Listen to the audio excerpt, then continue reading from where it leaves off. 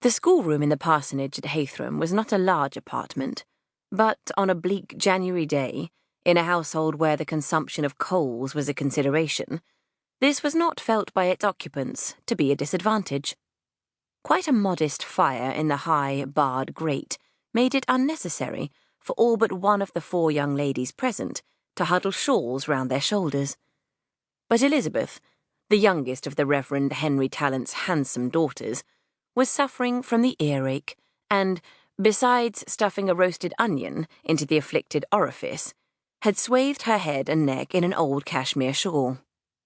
She lay curled up on an aged sofa, with her head on a worn red cushion, and from time to time uttered a long, suffering sigh, to which none of her sisters paid any heed. Betsy was known to be sickly. It was thought that the climate of Yorkshire did not agree with her constitution, and since she spent the greater part of the winter suffering from a variety of minor ills, her delicacy was regarded by all but her mamma as a commonplace. There were abundant signs, littered over the table in the centre of the room, that the young ladies had retired to this cosy, shabby apartment to hem shirts, but only one of them, the eldest, was thus engaged. In a chair on one side of the fireplace, Miss Margaret Tallant, a buxom 15-year-old, was devouring the serial story in a bound volume of The Ladies' Monthly Museum, with her fingers stuffed in her ears. And seated opposite to Miss Arabella, her stitchery lying neglected on the table before her, sat Miss Sophia, reading aloud from another volume of this instructive periodical. "I must say, Bella," she remarked, momentarily lowering the book, "I find this most perplexing. Only listen to what it says here. We have presented our subscribers with fashions of the newest pattern, not such as shall violate the laws of propriety and decorum, but such as shall assist the smile of good humour, and give an additional charm to the carriage of benevolence. Economy ought to be the order of the day. And then, if you please, there is a picture of the most ravishing evening gown. Do but look at it, Bella. And it says that the Russian bodice is of blue satin, fastened in front with diamonds. Well!" Her sister obediently raised her eyes from the wristband she was hemming, and critically scanned the willowy giantess depicted amongst the fashion notes. Then she sighed, and once more bent her dark head over her work.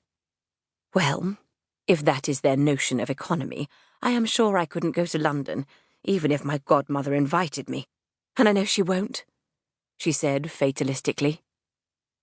"You must and you shall go," declared Sophie, in accents of strong resolution. "Only think what it may mean to all of us if you do." "Yes, but I won't go looking like a dowd," objected Arabella. "And if I am obliged to have diamond fastenings to my bodices, you know very well—" "Oh, stuff! I dare say that is the extreme of fashion, or perhaps they are made of paste. And in any event, this is one of the older numbers. I know I saw in one of them that jewellery is no longer worn in the mornings, so very likely— Where is that volume? Margaret, do you have it? Do, pray, give it to me. You are by far too young to be interested in such things." Margaret uncorked her ears to snatch the book out of her sister's reach.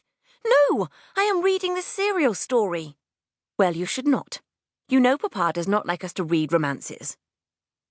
"If it comes to that," retorted Margaret, "he would be excessively grieved to find you reading nothing better than the latest modes."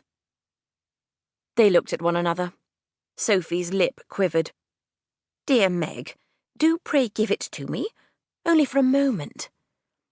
"Well, I will when I have finished the narrative of Augustus Waldstein," said Margaret, "but only for a moment, mind." "Wait, I know there is something here to the purpose," said Arabella, dropping her work to flick over the pages of the volume abandoned by Sophia. "Method of preserving milk by horseradish, white wax for the nails, human teeth placed to stumps. Yes, here it is. Now, listen, Meg.